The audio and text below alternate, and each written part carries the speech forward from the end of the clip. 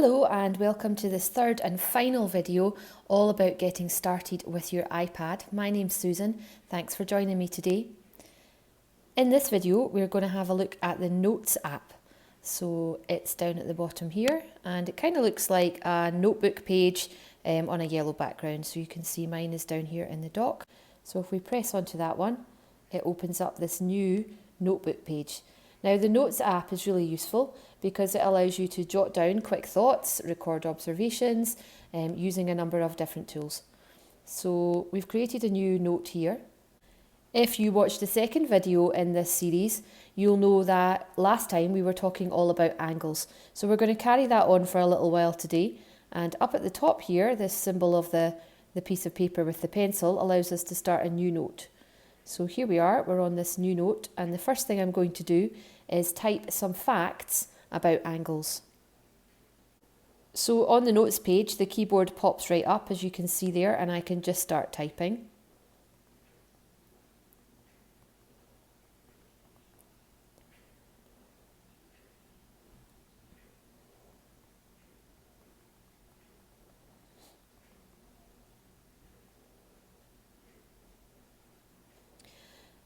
Last time we talked about how in iPad often when you press and hold on something an additional menu pops up. That is also true of the keyboard.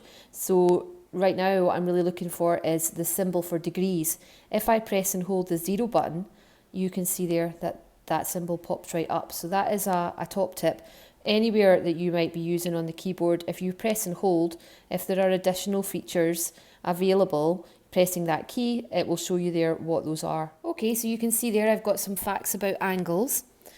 A great tool for supporting literacy for younger children or for older children that find reading quite a challenge within iPad is Speak Selection. We're going to come out of Notes just for a moment or two. I'm going to press the Home button down at the bottom and it'll take us back to this home page. From here, we're going to go and look at the settings. So that is this grey symbol down here. And if I open up settings, I have lots of different choices. The one we're going to look in at the moment is accessibility. So if we come into that section, it's well worth spending a little bit of time looking through these different options. There are a great many of them and lots of really great features that you will be able to enable and support pupils to enable so that everyone can get the most out of their iPad.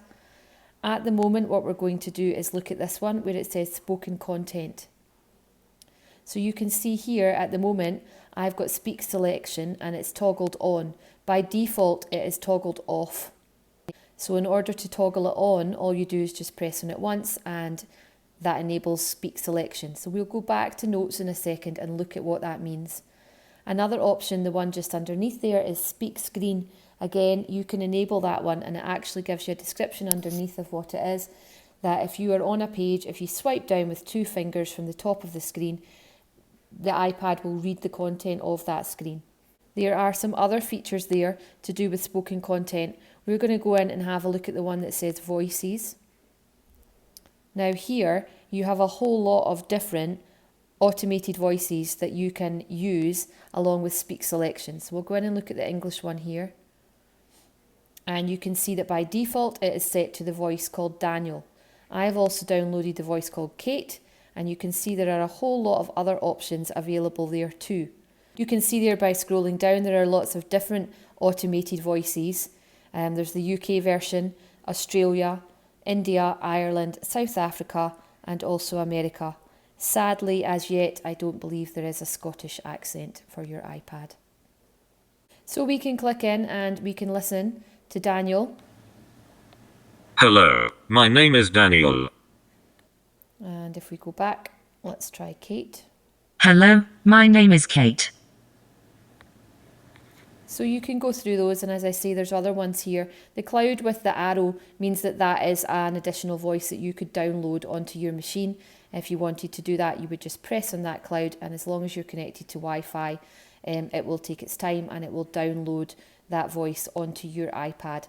The MB underneath, along with the number, is the number of megabytes, the amount of data that will use up on your iPad. So it is always sensible to just have the voices you plan to use enabled because it will use up the memory on your iPad quite quickly if you've got lots of them downloaded and you're not using them all. The other feature that I would like to highlight to you in this spoken content menu is the highlight content section. So let's go ahead and look onto that one. So here you can see it's toggled on. What this means is that there will be a cursor or highlight around the text as it is being spoken by the automated voice. So you've got some control over how that happens. Is it just words? Is it just sentences? Is it words and sentences? There's the highlight style. You can choose to have it underlined, or we might want to go for background colour. And then here underneath you can actually even choose the highlight colour that you would prefer. So we can go for purple. Okay, so let's go back now that we've enabled some of the things in that spoken content menu and see what effect that has had. So there are a whole host of ways in which you can control the spoken content on the iPad, and as I said, spending some time exploring that in order to have a good understanding of what's available and how things can be adjusted will really help you to help your children to get the most out of their iPads. We're going to go back into our Notes app. So here we are, we're back in there with our facts about angles. So now that we have enabled spoken content in the menu, what I'm going to do is I'm going to select the text that's on our notes page. So to do that, what I do is I press and hold at the start of my text, and you can see it opens up this box here, and I just drag that second button down, the second circle there, until all of my text is selected, so I can decide how much of that text I want to be highlighted. Once it is highlighted, you can see I've got an option there that says speak. So let's see what happens when I press that. Facts about angles. Right angles are 90 degrees. Acute angles are less than 90 degrees. Angles are all around us. So it's not the most engaging voice in the world, and it doesn't sound human, but thinking about your learners at home, thinking about children in your class, can you see how that could be a useful feature if you were setting a piece of homework maybe, a comprehension passage, instructions that you wanted a child to understand, but they didn't necessarily have the reading skills to be able to read those through? This is a way that you can make that text or that learning activity accessible to them. Okay, so we're going to go on now and look at some of the other features in Notes. And down at the bottom here on the picture of the camera, if I press on that one, you can see it gives me some options. I could take a photo or a video directly from inside the Notes app. It would just open up the camera for me and let me do that. I'm going to go into my photo library and go up to all photos. If I have a scroll through there, I can find that photo from a previous video where I had identified a right angle. So I'm just going to tap on that and press done, and that will bring that photo directly into the Notes page. Another feature that I can use within Notes is the pen feature. So you can see the little symbol in the bottom right hand corner there of the pen. If I press on that, it brings us up a menu that we're quite familiar with because we looked at it when we were marking up photos in part 2 video. I can do some freehand drawing in here, so I could draw in an angle if I wanted to.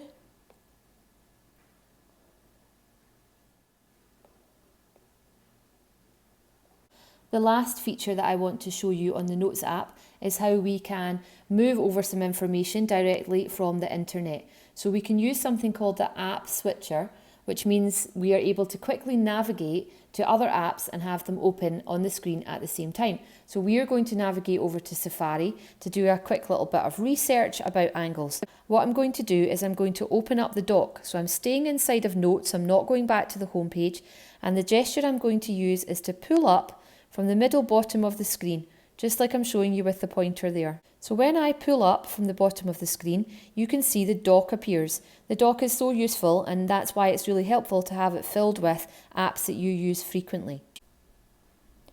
So from the dock there, what I'm going to do is open up Safari, which you can see is the last icon on the left hand side there. And I'm just going to press and hold on it and then slide it up the screen like this. And now that I've got it moved up onto the screen, if I take my finger off, you can see that Safari has opened side by side with Notes. Now in the middle, there's a little grey bar there. That is my app slider, so I can decide how big or small I want each app to be. So we can make it be more notes, or we can make it be more Safari, or somewhere in between. So what's happened here is we've got the two apps open at the same time, and we can access them both, and I'm going to show you why that might be useful. So now that I have got Safari open and I've got access to Google, I can type in here, you can see I've already done it, facts about angles. So I'm just going to press on that one, and it takes me to this page here. And then if I go into angle facts, it's brought up a fact sheet there all about angles. Now if I press and hold on that picture, remember when you press and hold on things in your iPad, it will often give you more options. It's allowing me to either save that image into my photos or copy it. I'm just going to copy it, and then on the notes side of the screen, I'm just going to tap, and I've got the option there to paste. And there you can see that fact sheet all about angles has pasted straight over into my notes page. So that notes page now is looking quite full. We've got the facts that I had written in. We looked at how Speak Selection could read those facts aloud. I have moved in a photo of my own that I had learned to mark up. I have done some free drawing straight into the Notes app, and I've also been able to quickly copy and paste some research straight in from the internet. I'm finished with Safari now, so that grey slider bar in the middle, what I would do is just move it across. So I want to come all the way back to Notes. You can see I'm doing it slowly there, and Safari is now going to close, and it's going to take us back into the Notes page. So that is a gesture that's a really useful one, and having two apps open at once like that and side by side is a key feature. It's a key way of using your iPad, and you will find that app switcher gesture is a really useful way for children to move information quickly between apps.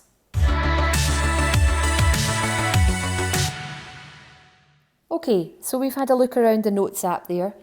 What we're going to do now is just pop back into the Apple Teacher page, just using that icon that we've learned about in previous videos. You might have to sign back in when that happens. That's happened to me there, so I've just put the password back in.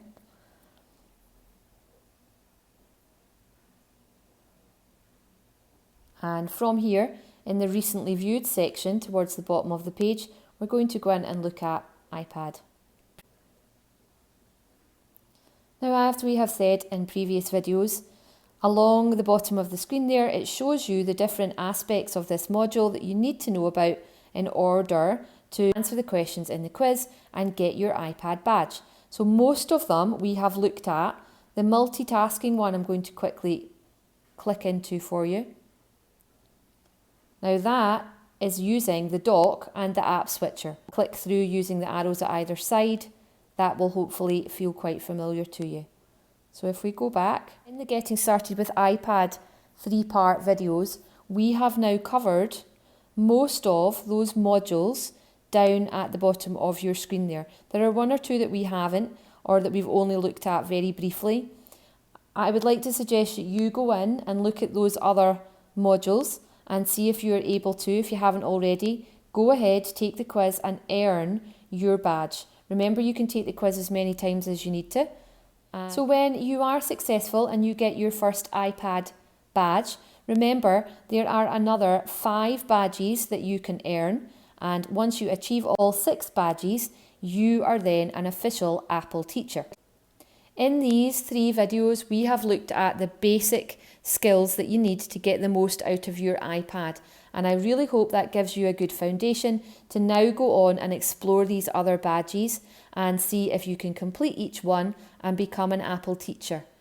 Remember that the Regional Training Centre is here to support you at any time. You can get in touch with us on Twitter, through the blog site, and also through our Microsoft team page. If you haven't already joined the Microsoft team, please do, because we really are here to help you, and we've got an Apple Teacher channel within the team. That is a place to ask questions, to share your successes. Once you achieve a badge, please do let us know, because it's a real achievement, and learning how to use your iPad to the fullest for education is a really brilliant thing that you can be doing to get prepared for when the children in your class are using iPads. I hope you found the videos useful. Please get in touch and let me know what you think. If there are other aspects of your iPad that you would like help videos about, please let me know that as well. And any other questions that you have, please get in touch.